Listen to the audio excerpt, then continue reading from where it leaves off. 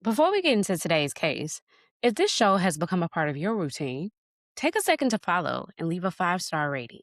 It helps more people find these stories and lets the platform know this work is important. Thank you for listening with care. Now let's get into today's case. Before anyone said the words, Linda Johnson knew. There was a soldier standing on her porch early in the morning, a uniform, a serious face. The kind of knock military families understand before they are ready to understand it. She woke her husband, John, and in a few seconds, the life they knew split in two, before the knock and after it. Their daughter, LaVena Johnson, was dead. She was 19 years old, 8 days from turning 20. She was stationed in Iraq, but she had been talking about coming home. She had new orders. She was excited about being back in the United States. She was already thinking about Christmas, her favorite time of year, and the tree she always decorated. So when the Army said LaVena died by suicide, John heard the words, but he could not make them fit the daughter he knew.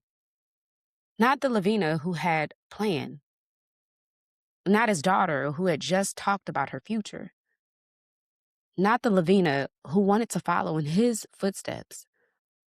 The Army would call her death a tragic suicide.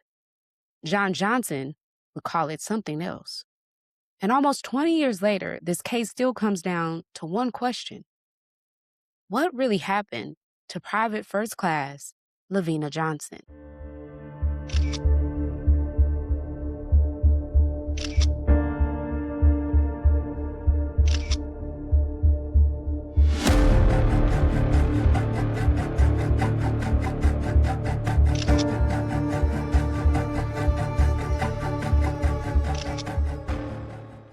LaVena Lynn Johnson grew up in Florissant, Missouri, just outside of St. Louis. She was one of 5 children, and from the way her family describes her, she had a very clear sense of who she was. She was smart, loving, and determined. She played the violin. She graduated from Hazelwood Central High School with honors in 2004. She dreamed about becoming a movie producer. And she was not the kind of person who sat around waiting for someone else to build her future. That is one of the first things to understand about LaVena. She was independent, but not distant. She loved her family, but she also wanted to prove she could stand on her own. Her parents were willing to help her pay for college, but her younger sister was going to school around the same time, and LaVena did not want all of that weight on them. So she started looking at the Army. But the Army was not just about tuition money. For LaVena, it was personal. Her father, John Johnson, had served in the Army for 3 years. Both of her parents also had civilian work connected to troop support. Service was woven into the family, and LaVena admired her father. John later said people always told her she looked like him, acted like him, and thought like him. So when she decided to enlist, there was a part of that decision that looked like love. She wanted to follow him and to serve, but to make her own way. And she was still walking a path connected to her father. That made the decision complicated for John because he understood why she wanted to go, but he did not want her to go. This was 2004. The war in Iraq was still going on. John knew what military service could mean. He worried she could be deployed. He also believed there were other ways she could pay for college, but LaVena was 18. She was old enough to decide for herself. Her father's blessing would have mattered, but she did not need his permission. On September 15, 2004, LaVena enlisted in the Army. She completed basic training and deployed to Iraq in 2005. She was stationed in Balad and had been there for about 8 weeks before her death. When she called and wrote home, she sounded like herself. She celebrated her 19th birthday while deployed. She was proud, excited, and was doing what she had set out to do. Then, in July of 2005, LaVena told her family she had received new orders. She expected to return to the United States and work on a base. That meant she would be home for the holidays. Now, as I said previously, Christmas was not just a holiday for LaVena, it was her favorite time of year. Her father said she was looking forward to decorating the tree like she always did. So the last version of LaVena her family heard was not someone saying goodbye. It was someone talking about coming home. And then came the knock. On Tuesday, July 19, 2005, the Johnson family was told LaVena was dead. At first, the explanation was vague. John later said the army told him her wounds were self inflicted and she died in her barracks. But they didn't explain everything that took place and said they were still investigating. Think about what that means for a parent. You're being told your child is gone, but the details are being held just out of reach. You're grieving, but you're also trying to understand. Then, the official conclusion came into focus. The Army said LaVena died by suicide. St. Louis Public Radio later summarized the official position this way. The Army says the 19-year-old soldier killed herself in Iraq. Army Criminal Investigation Command also later called her death a tragic suicide. But John and Linda Johnson had spoken to their daughter 2 days before. She was talking about her plans. She was expecting a new assignment on base. Her unit, the 129th Corps Support Battalion, was expected to rotate back to the United States in the coming months. So for the family, the first contradiction was not forensic. It was personal. The Army was describing a young woman who wanted to die. John had just spoken to a daughter who sounded like she was preparing to live. And that was only the first crack in the story. According to the Army investigation, LaVena died inside a contractor's tent on the military base in Balad, Iraq. Now, I want to say this. You have to know that the first account that they received was she died from a self-inflicted wound and she was in her barracks. But the official report said she died in a contractor's tent. Now, we'll unpack that in a moment, but I want you to know that's where the contradiction and the misinformation begins. Now, investigators concluded that she shot herself in the mouth with her service weapon, which was an M16 rifle. The investigation also included witness statements suggesting she might have been depressed or emotionally distressed over a romantic relationship. And that became the official explanation. According to the Army Criminal Investigation Command, or CID, the sequence of events was essentially this. LaVena finished work on July 18, 2005 at Logistical Support Area Anaconda in Balad, Iraq. She returned to her living area, changed clothes, and went to the Post Exchange, or PX. According to the investigation, she purchased items including a six-pack of soda, M&Ms, and lip balm. Then, the Army believed she went to a nearby contractor's tent carrying her issued M16 rifle. Investigators concluded she was alone.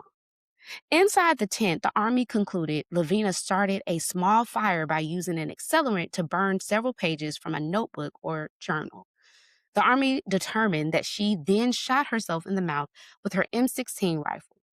Investigators concluded the gunshot was self-inflicted and ruled the manner of death suicide. Around 2 a.m., witnesses reported hearing what they believed was a gunshot. Others later noticed smoke or flames coming from the contractor's tent. Personnel responded and found LaVena inside the tent with the rifle nearby. Emergency responders and investigators then secured the scene. That was the story the Army asked the Johnson family to accept. LaVena went into that tent alone, started a small fire, and then took her own life. The Army stood by that finding. The Army said its conclusion was based on a combination of witness statements, physical evidence at the scene, forensic evidence, and the findings of the Armed Forces Medical Examiner's Office, which also concluded the death was suicide. The investigation also cited witness statements suggesting LaVena had been emotionally distressed over a recent romantic relationship. Investigators considered those statements part of the context supporting their suicide determination. After LaVena's family challenged the findings, the Army publicly maintained that the investigation was lengthy and very thorough. Christopher Gray, Chief of Public Affairs for the Army Criminal Investigation Command, later told St. Louis Public Radio that the case had been investigated by trained special agents and that it was based on testimonial evidence, physical evidence, and forensic evidence. He also said Armed Forces Medical Examiner's Office reached the same conclusion. The Army also maintained that the case would be reopened if credible new evidence emerged. So, on paper, the Army's position was firm. But John Johnson was not reading this like a stranger. He was reading it as a father who formerly was in the Army himself. He knew his daughter, and he also understood weapons, procedure, and the culture of the institution, now asking him to accept its conclusion. And to him, the story did not hold. Because if LaVena did this to herself, there were some very basic questions. Why the contractor's tent? Why did the story first change from her barracks to the contractor's tent? Why that weapon? Why no note? And why did the physical details seem so wrong? And why did every answer create just another question? The first issue John kept coming back to was location. Yes, the Army's version placed LaVena in the contractor's tent, but for her family, that was exactly the problem. This was not her sleeping area. It was not where her belongings were. It was not her bed. And it was not a place that made sense to them as the location she would choose for her final moments. According to the reported timeline, LaVena had been on duty the day before until around 4 p.m. After that, there were gaps. People in her living area reportedly agreed she did not return to her bed that night, even though she was usually in bed by midnight. That lingers. Because earlier we talked about LaVena as focused, structured, someone with a plan, someone her family described as determined. So when the timeline suddenly goes unclear, it stands out. Shortly after 2 a.m. on July 19th, several soldiers heard a loud bang. Some recognized it as a gunshot, but on a military base in Iraq, a loud sound did not automatically mean someone died. Some reportedly assumed it was target practice or another routine noise. When people followed the sound, LaVena was found dead. A M16 was near her body. A pack of Marlboro Lights was reportedly found nearby, too. Her family questioned that because they did not believe LaVena owned cigarettes, and there were no receipts that she purchased any that day. Then there was no suicide note. And John also said the bullet that killed LaVena was not found. Now, any one of those details might be explained in isolation. A person can be somewhere unexpected, a note may not exist, a timeline can have gaps. But the problem for John was that the details did not arrive alone. They stacked. The tent, the missing time, the cigarette, the lack of note, the questions about the bullet. And then John saw his daughter's body. That changed everything. When LaVena's body was returned to St. Louis for burial at Jefferson Barracks National Cemetery, John finally saw his daughter again. This was not a document, a phone call, was not a line in an Army report. This was John standing in front of LaVena, the daughter who had wanted to follow him into service, the daughter who had been talking about coming home, who loved Christmas, and had a whole life still reaching forward. And what he saw did not give him peace. It changed the case for him. John had said he noticed injuries that made him question the official ruling even more. He said he saw injuries to her face. The family described a black eye, a busted lip, and injuries that looked to them like signs of a struggle. She also had a broken nose, loose teeth. Her neck was broken. Now, there is more to those findings, but we'll get into that a little later. The family believed the condition of her body raised questions that was never answered in a way they could trust. For John, the injuries were not abstract. They were not words on a page. And now he was being asked to believe she had done this to herself.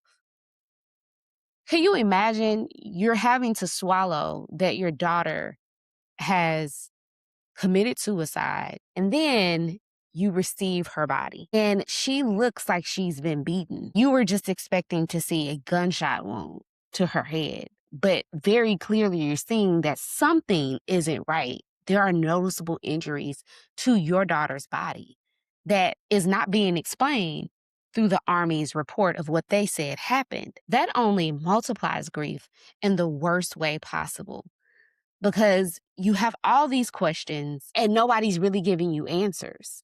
Now, I will say this, the way that I am structuring this case for you is not in succinct order.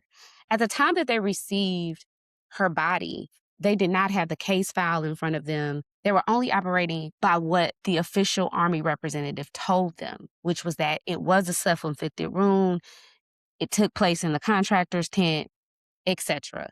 They didn't have all of the information. Keep that in mind.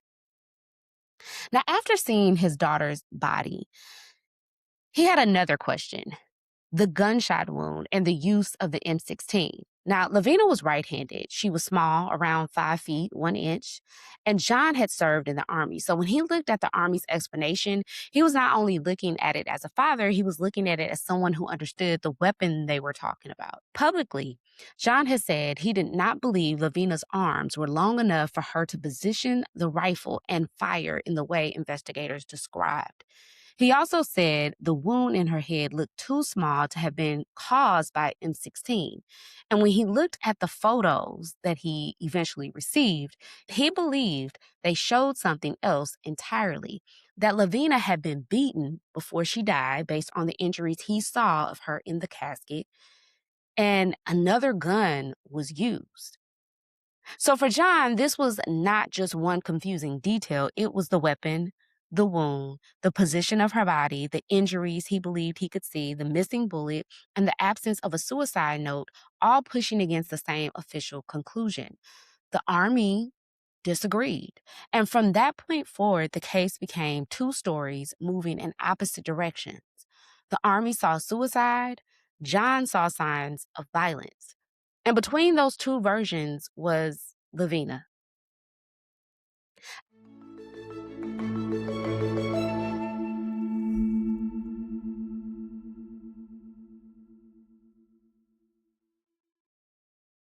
After seeing LaVena's body, John Johnson did not let the story end with the word suicide. He started pushing. He was still a grieving father, but he also became the person forcing the case back open piece by piece. The family filed Freedom of Information Act requests and got help from legislators, including U.S. Representative William Lacey Clay. Eventually, they received investigative records, witness statements, photos, and autopsy materials. But the records did not bring closure. They gave shape to the doubts John already had. The family believed the documents showed problems with the scene, the injuries, and evidence. There was the broken nose, the black eye, loose teeth, and burns from a corrosive chemical to her genitals. Based on the burns found to her genital area, the family began to speculate if that was done in order to erase evidence of a sexual assault. The family also questioned the gunshot residue. They said LaVena's hands showed only trace amounts of residue, not what you would expect if someone had fired the rifle herself. The Army had an explanation. They suggested residue does not always transfer the way people expect. And they said she possibly could have washed her hands after shooting herself. They also suggested something on her hands might have interfered with the residue sticking. But for John and Linda, those explanations did not answer the larger problem. To accept the official report, they had to hold all of it at once: the tent, the injuries, the residue, the missing pieces, and LaVena sounding hopeful just 2 days before. This is where trust started to collapse. For John, grief was now tied to a second wound, the feeling that his daughter's death was being explained around the evidence instead of through it. And once that feeling takes root, every new document becomes less like an answer and more like another reason to keep digging. In 2007, the Johnson family made an almost unimaginable decision. They had LaVena's body exhumed for an independent autopsy. That is how far John was willing to go. Not because it was easy or because it could undo anything, but because he still believed the official story had missed something. Exhumation means reopening grief in the most literal way. It means disturbing what the family had already laid to rest, because the questions would not rest with her. According to the St. Louis Public Radio, the independent autopsy results were inconclusive. The autopsy did not publicly overturn the Army's ruling, but it did not produce a definitive public finding of homicide. But let's face it, inconclusive is not the same as peace. For the Army, the forensic records still supported suicide. Christopher Gray said the Armed Force Medical Examiner's Office came to the same conclusion as the investigation. For John, the original problem remained. If the case was treated as a suicide too early, then every later detail could be interpreted to fit that frame. The case did not move toward closure. It moved into a harder question. Was the evidence leading the investigation, or was the investigation leading the evidence? And if you're John Johnson, how do you stop asking that question when the person at the center of it is your daughter? After the records and the autopsy questions, the investigation turned towards LaVena's personal life. Some witness statements suggested she had been upset over a romantic relationship. According to those accounts, she had been involved with someone, expected the relationship to become serious, and became hurt when he pulled away or moved on. Investigators believed emotional distress over that relationship helped explain her suicide. And yes, relationships can hurt. Breakups can be devastating, especially when someone is young, far from home, and living under the stress of deployment. But that cannot become a shortcut because sadness is not proof of suicide, and a breakup does not explain everything else. It doesn't explain the condition of her body, the contractor's tent, or the way she sounded to her family shortly before she died. The witness accounts were also not the same. Some people said she seemed upset over the breakup, others said she seemed just fine. Her family said the friends they contacted told them LaVena was doing okay. So the relationship theory may be part of the official narrative or not. And here's something else. What we find out is that that relationship was very secretive. Only a close circle of friends knew about her relationship with this guy. And for the Army to make this breakdown of the relationship the center focus of her suicide, not much is known about this guy. And it is said that when they interviewed him, he said that he and LaVena were just close friends. They were not in a relationship with one another. And her family didn't know about this relationship either. And so for it to be at the center of the reason why she committed suicide, first of all, there's just not a whole lot of information. And the guy is saying he and LaVena were just friends. And only a select amount of people actually knew about him. I don't know. That seems odd. And the other thing that is a little weird here is that you had some people, her fellow soldiers, said, yeah, she was devastated by the breakup. She was eating more ice cream and she began smoking cigarettes. Although there were only 2 occasions where they could say she was seen smoking, and each time she got those cigarettes from fellow soldiers. She never purchased cigarettes. And that brings another context to the pack of cigarettes that were found near her body. It makes you wonder, was somebody else there? Did somebody give her some cigarettes? Because there is no purchase history of her actually buying them.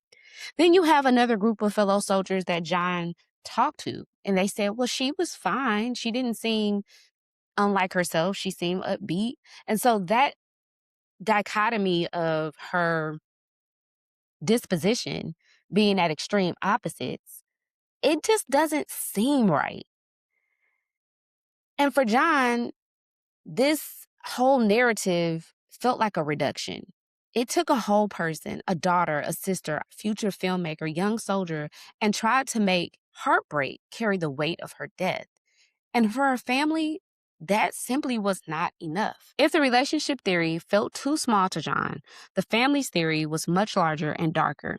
They believed LaVena was assaulted, sexually, murdered, and then her death was staged or misclassified as a suicide. But this theory did not appear out of nowhere. The family points to the contractor's tent, the missing time, the reported injuries, the questions around residue, the lack of a note, and John's belief that the M16 explanation did not physically make sense. You can also point to that pack of cigarettes that we talked about. And they point back to the LaVena they knew. The LaVena who was proud to serve, who wanted to come home. This is why John became the emotional center of the case. He was not just saying, I do not like the answer. He was saying the answer does not match my daughter, and it does not match what I see. That's different. And that's why he kept going. And then there's a third possibility people return to because it lives in the space between those two extremes.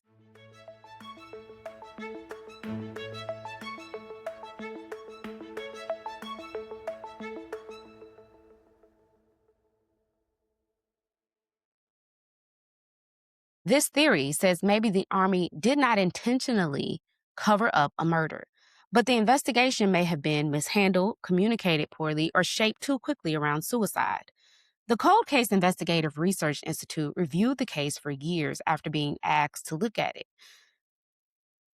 According to the St. Louis Public Radio, Cheryl McCullum said the Institute faulted the Army's communication with the family, but did not find new evidence that would justify telling the Army to reopen the case.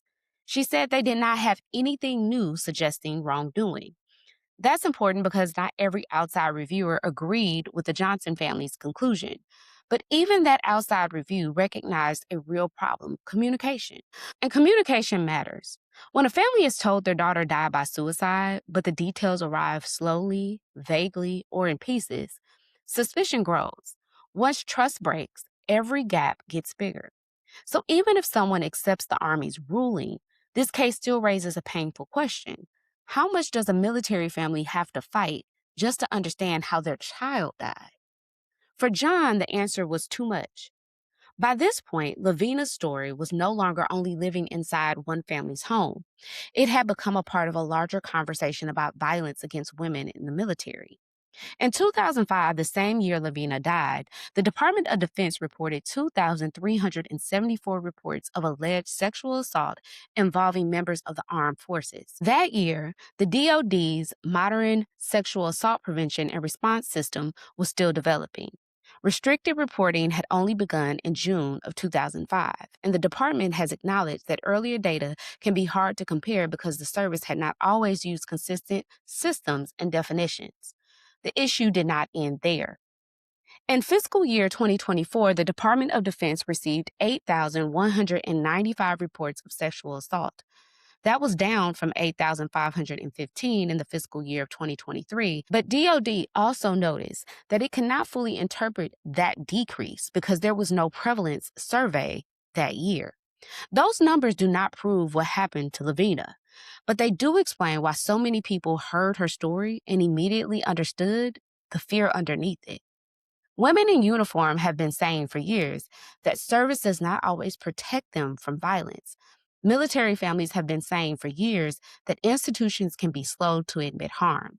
And Black families have been saying for generations that when their daughters are hurt, their grief is too often questioned before it's believed. LaVena's case sits at the intersection of all of that, and John Johnson's fight became bigger than one report. It became a demand that his daughter be seen clearly, not as a statistic, not as a closed case, as LaVena, the young woman who wanted to make movies, the soldier who was supposed to come home. One thing this case focused us to think about is trust. The Army can say there was testimonial evidence, physical evidence, and forensic evidence. The family can say the body and records did not match the conclusion, and the public is left trying to understand a death through documents, quotes, news reports, and the grief of the people who knew LaVena best. When trust is intact, an official report can bring closure. When trust is broken, an official report can feel like another locked door. That is what happened here. The Johnson family did not lose LaVena. They lost faith in the people responsible for explaining her death. Once that happened, every unanswered question became heavier. And it's hard to understand why. If you're told your child died by suicide, but the details come slowly, the location feels wrong, the injuries raise question, and the official explanation does not match the person you just spoke to, would you simply accept it? John didn't. And that refusal became the spine of this case. There's also another danger in cases like this. The person can disappear inside the debate. Was it suicide? Was it homicide? Was there a cover up? Was there a botched investigation? Was the relationship she was supposedly in relevant? Were the injuries misunderstood? Were the evidence, where, where, where was there evidence of violence? Those questions are important, but LaVena was more than the way she died. She was a daughter who looked like her father and wanted to follow in his path. She was a sister who loved Christmas traditions. She was an honor student and a woman who had dreams of doing more in life. All of those details remind us that LaVena was not just the subject of an investigation. She was a person moving towards something. And then she was gone. LaVena Johnson was the first female soldier from Missouri to die in Iraq or Afghanistan. She was posthumously promoted to private first class and awarded the Army Good Conduct Medal and an Army Commendation Medal. But medals do not answer questions. A military funeral does not erase contradictions, and calling a case closed does not always close it for the people left behind. This case still holds relevance because it asks what accountability looks like when the institution investigating a death is also the institution responsible for the environment where the death happened. It asks whether military families receive enough transparency. It asks how seriously the deaths of young women in uniform are taken. And it asks us how much a father should have to fight before his questions are treated more than grief. The Army says LaVena Johnson died by suicide. Her family says she was murdered. Some outside reviewers have said they did not find enough new evidence to dispute the Army's conclusion. And still, the questions remain. Because the story keeps returning to that morning in St. Louis. Linda at the door, John waking up, a family being handed a sentence that would never feel complete. Your daughter is dead. Her wounds were self-inflicted. Case closed. But for John Johnson, the case was never closed. LaVena Johnson died on July 19, 2005 in Balad, Iraq. She was 8 days away from turning 20. In the official record, her death is suicide. In her family's heart, and in their years of searching, it's something else entirely. John Johnson once said he would keep fighting to get justice for her. And that is what this case became. A father's refusal to let his daughter's life be folded into a report that did not answer his questions. Because before LaVena was a case, she was a girl from Missouri with a plan, a dream of making movies, and a favorite holiday waiting for her back home. She was a daughter who followed her father into service, and after she died, he followed her story wherever it led. That's the part that stays with you, not the ruling by itself, not the theories by themselves. The trust that broke when the answers did not hold the weight of the questions. Because when a family loses a daughter, the truth should not have to be pried loose, piece by piece.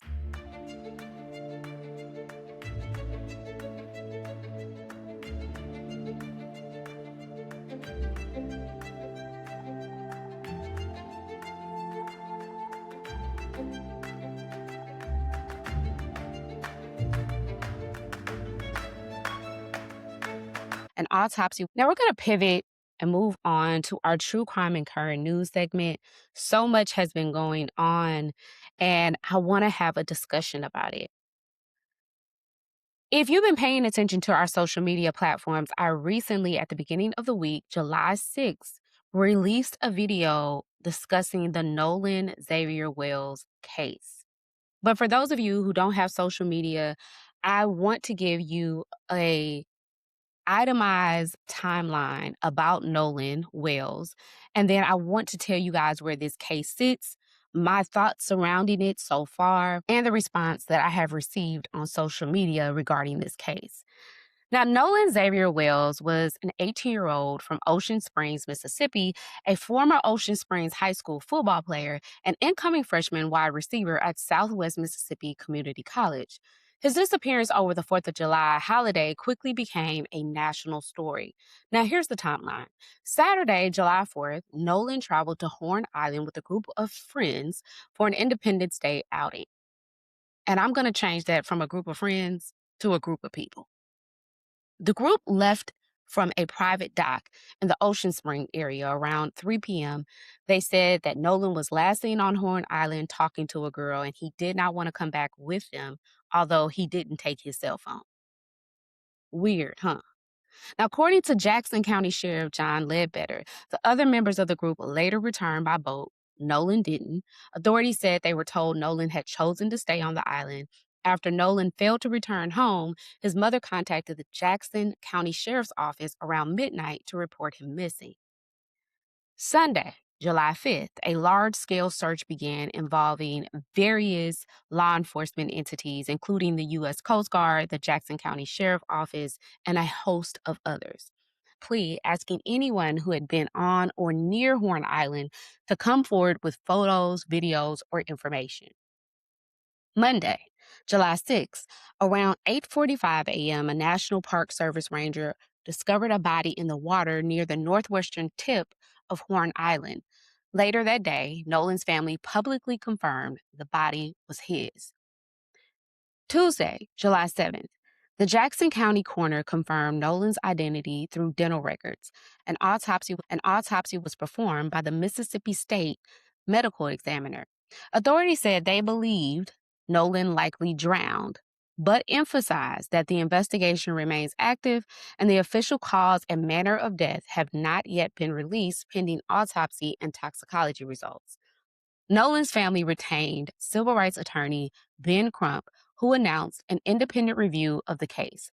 The legal team is requesting complete investigative records, witness statements, photographs, videos, and full transparency surrounding Nolan's final hours. The sheriff's office also continued asking anyone with original photos, videos, or eyewitness accounts from Horn Island on July 4th to contact investigators. At the time of this update, Nolan has been found. His identity has been confirmed. No official cause or manner of death has been released. Investigators have not announced foul play, but also have not closed the investigation. Authorities continue seeking witness and digital evidence while awaiting autopsy and toxicology results. So I know there's a lot of rumor mill. I personally have seen a video on TikTok with Nolan and the group of people that he came with. And it seems that the group of people are in an argument. It doesn't appear that Nolan's participating in this argument, but there was some obvious friction with another group of people. Now, I don't know where that sits in the context of everything that eventually happened to Nolan, but obviously it's relevant. And as more details come out and they're confirmed facts, I don't mind having a discussion about that. But for the most part, I've really tried to just stick with what we know factually took place. And what's interesting about this case is that the group of people that Nolan went with, they have said that they don't know what happened. And when I heard that quote, "We don't know what happened. We left," it reminded me of the Tamala Horsford case. If you remember that case that happened in November of 2018, we've covered it here on Murder in the Black, and I'm not going to get into the specifics, but she was with a group of women. They were all white, and she ended up dead. And one of the things that they kept saying throughout that case is, "We don't know what happened. We were asleep. We have no idea." And that sticks with me because if they're your quote unquote friends, I believe one of the main responsibilities, if you're a friend, I'm talking about a true friend, is to make sure your people are all right. Make sure they get home safe. Make sure they good. And that's the similarities in both of those stories. That's immediately what made me pull it up in my true crime Rolodex. Is, so what you mean you don't know what happened? Putting race to the side for a second, what do you mean you don't know what happened? That bothered me. But then when I created my video on July 6th, which is Monday of this past week, I got a lot of people, especially on Facebook, who told me I was race baiting, accused me of saying that you're only saying this because the group of friends he was with were white. Had a person leave a comment on our YouTube shorts that said, "Come on, you know he probably drowned because he's black and black people's muscles are denser. It makes it easier for them to drown. Plus, you know, black people don't know how to swim." Like, y'all, the boldness of people online is crazy. It is absolutely insane. And don't worry, once that person commented that, there were sharks in the waters. I didn't have to say nothing. And I try not to engage. I put the content out. You comment on it as you see fit. But the reality is that we live in America. And I said this in my video. We would love to live in a world where race doesn't matter and it doesn't bring context to a lot of situations that Black people find themselves in, but that's not the reality we live in.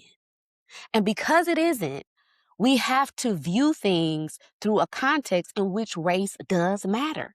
And if that makes you uncomfortable, if that makes you switch in your seat a little bit, well, my dear, welcome to reality. It's the reality that Black people have to live in every day. I will continue to talk to you guys about it. I will be doing this via videos on our social media platforms. So if you're interested in my take it all, continue to watch out. And then, of course, weekly as updates funnel in, I will talk about it.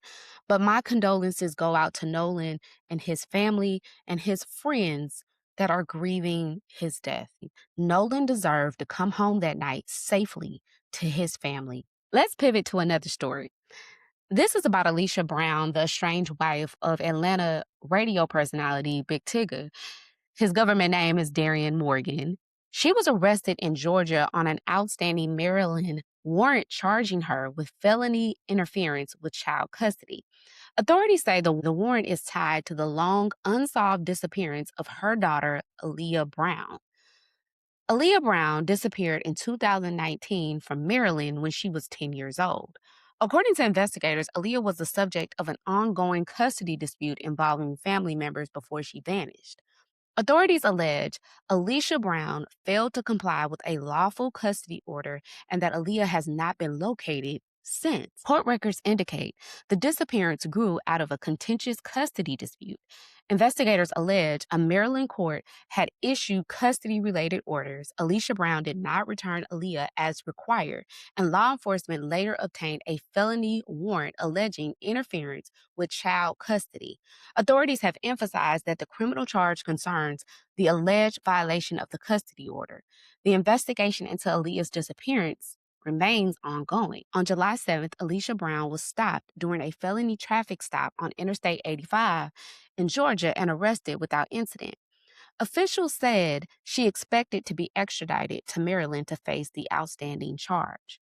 The arrest comes only weeks after Alicia Brown and Big Tigger were involved in a highly publicized domestic violence allegation and protective order proceedings stemming from their separation. Those matters are legally separate from the Maryland custody case involving Aaliyah. Where is Aaliyah now?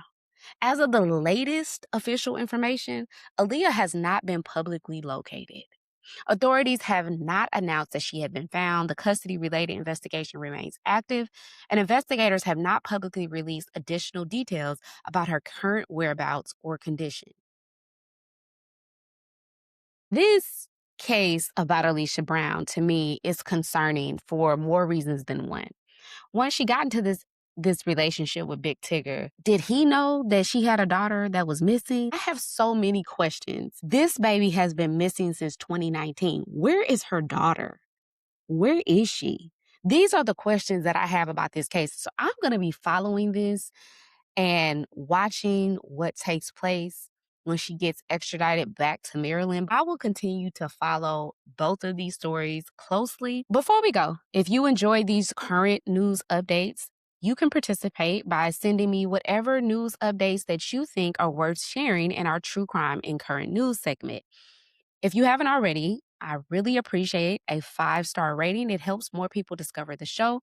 And for more true crime updates throughout the week and behind the scenes content, follow us on whatever social media platform you enjoy us on, or follow me directly on my personal Instagram at stepher_.